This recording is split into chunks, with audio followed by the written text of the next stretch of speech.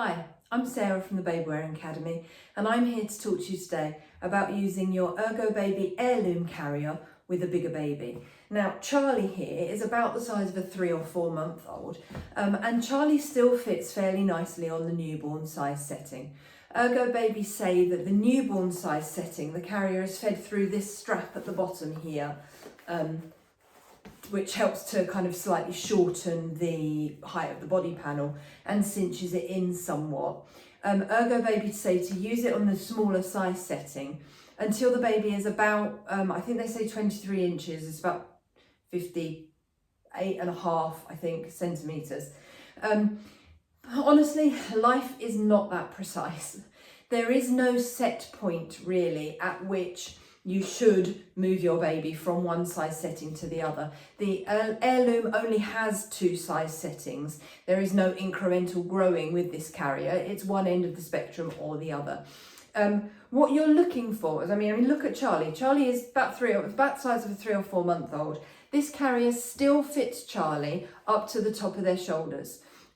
It does not have to support your 3 or 4 month old to the nape of their neck.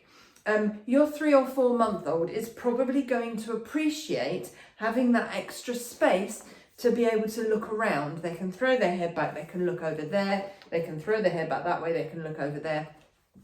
Having that little bit of extra space in the top of the carrier is probably going to be appreciated from your baby at this sort of age.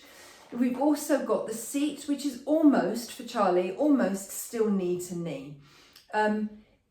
The whole knee to knee thing, don't freak out about the M position or, you know, the knees higher than the bum and all of that sort of jazz. If your baby does not have a diagnosed hip condition and you don't have a family history of hip dysplasia or anything like that, you really don't need to worry too much. If your baby's knees are higher than their bottom, they are going to feel lighter. And yes, having the carrier spread from the back of one knee all the way into the back of the other knee is going to help you to keep them in that seated position and is going to help them to feel lighter. So I could think, well, this carrier is maybe not quite supporting Charlie knee to knee as much anymore. It's still tall enough, but it's not quite knee to knee. So let me put it on the bigger size setting. Let me show you what happens when we do that. Right, so this is now too big. You can see this comes up past Charlie's ear. So that's absolutely not safe. So it's the body panel is now too tall for Charlie, but also this seat is too wide. The backs of Charlie's knees are inside the carrier here. So Charlie is having their legs forced straight out, which would not be comfortable. So that's the 2 metrics that you need to check. So if you start to feel like your baby is getting too big for the newborn setting, you pop the carrier on its wide setting, but it's too tall or too wide, then you need to go back down to the newborn setting. You want the carrier to be no higher than the nape of your baby's neck, and for your baby to comfortably be able to bend their knees over both sides of the carrier. If I shift Charlie over to one side, they can then bend their knee over this side, but then, I mean, you know, that's just absurd. So you need them to be able to comfortably bend their knees over both sides. Charlie is unable to do that. So I'm going to switch Charlie out for Sam, and I'll show you how to put this carrier on with your bigger baby. Okay, so I hope that was a helpful demonstration of kind of what to look at. So for Charlie would need to go back onto the newborn setting on the carrier because the bigger setting is clearly still too big for Charlie. And too big is going to be more uncomfortable. Well, in fact, too big could be unsafe, whereas having it slightly too small is going to be a little bit uncomfortable. But yeah, it's definitely better to err on the side of safety and have the carrier be slightly too small, slightly too narrow at the base, than to have it way too tall on the body. So when it comes time to change your carrier from the newborn setting, all you're going to do is find this strap that the carrier has been tucked through, and we're going to untuck it. So I'm going to put my hand up there, grab hold of the top edge of the carrier and just pull it back through, all of it, straps and everything. There we go. So it's all untucked. Yeah. I'm then going to, now I'll show you how to put it on with your bigger baby. I'm then going to take that waistband, safety label against my body. I find it helpful with the heirloom just to swish it round a little bit so that I can get hold of the back pad and do it up in front of me where I can see it. If you want to, you've got that safety elastic, you can put the buckle through there, pull all the webbing through, get that done up. Oh. I really wish they hadn't put that buckle inside that. That is so annoying. Listen for that clunk, yeah? In that way, you know that you haven't got any fabric trapped inside the buckle. Buckles don't randomly explode down the street. The reason ErgoBaby put these safety elastics in is just in case your buckle breaks. Then, see, I didn't have it done. I untucked it. If your buckle breaks, it then doesn't completely come off because it gets caught by that safety elastic. What I find in actuality is that once I've got that safety elastic done up, sometimes the safety elastic goes under the edge of the buckle, and that then can make it hard to tighten the webbing. But personal preference, see how you feel. And if in doubt, or if you've been terribly sleep deprived, you don't trust yourself, then use the safety elastic. But yeah, buckles don't tend to randomly explode as you walk down the street. What happens is you drop it on the floor, you stand on it, or you shut it in the boot, in the door of the boot as you're closing the boot on the car, or you know, you shut it in the car door or whatever. And in that situation, I would say thoroughly explore the buckle before you use the carrier. Make sure it's not broken, hasn't got any cracks in it. But that is what the safety elastic is there for. So once you've got the carrier on, don't tighten it up too much because you want to be able to swoosh it round, because then you've got the carrier hanging down in front of you, the back pad behind you. You want to hold the carrier still in front of you, tighten one side, swap hands, tighten the other side, so that you've got that nice and central in the middle of your back. If you over tighten one side, what happens is you end up with the pad all the way off like that.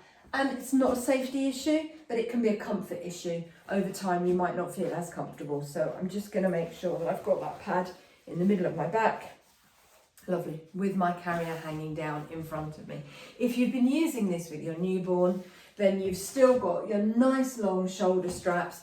I tend to leave this back clip done up because I am not a very flexible person and I find it really hard to reach it to do it up behind me. So I have long shoulder straps and that back clip done up so that I can hold my baby and chuck it over my head. So now I'm going to grab Sam.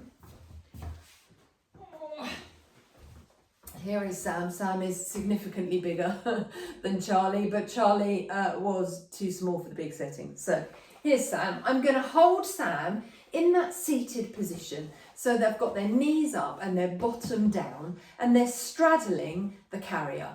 This is just the way I would hold a baby of this age. If I wasn't going to use a sling or a carrier, I might have them kind of slightly around there. You can't do a hip or a side carry with the heirloom. It's the way they chose to do the straps. So I'm going to hold Sam here in front of me, pop a hand under that body panel and just roll it up Sam's back, like so. I'm then just holding Sam and the sling.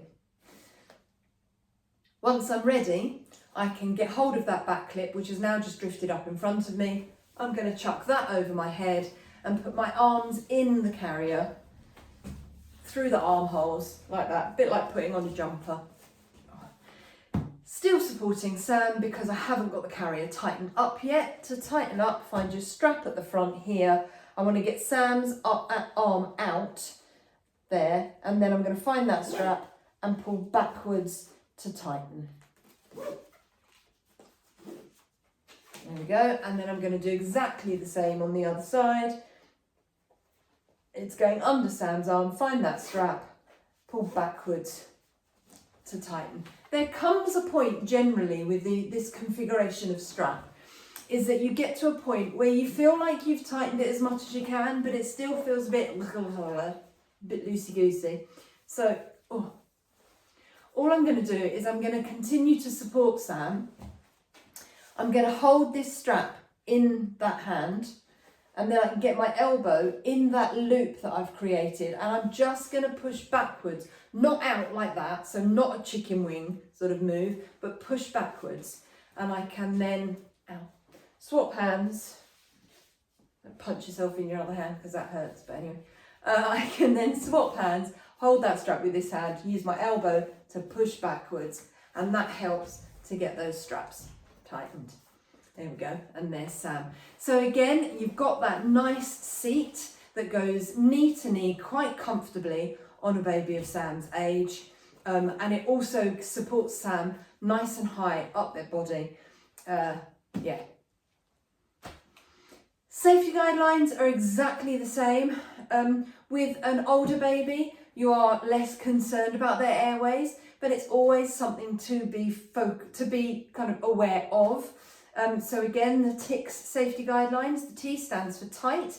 Keeping your carrier nice and tight holds your baby's weight towards your centre of gravity and helps them feel lighter. If your carrier is too loose, if I loosen off, if your carrier is too loose, what's going to happen is your baby's weight is going to pull down and away from you, and that's going to make them feel significantly heavier. So keep them lifted in towards you and snug everything up, and that's going to help them feel lighter. So the T stands for tight.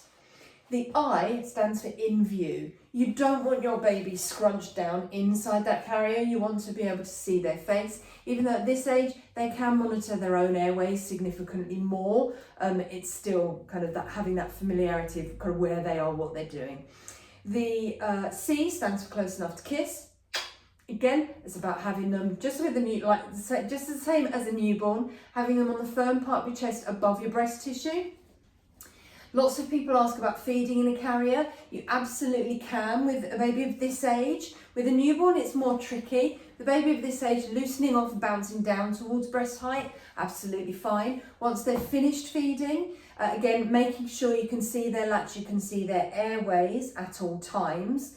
When they've finished feeding, you're going to want to lift them back up and tighten your carrier so they don't feel too heavy and their weight's not pulling away from you.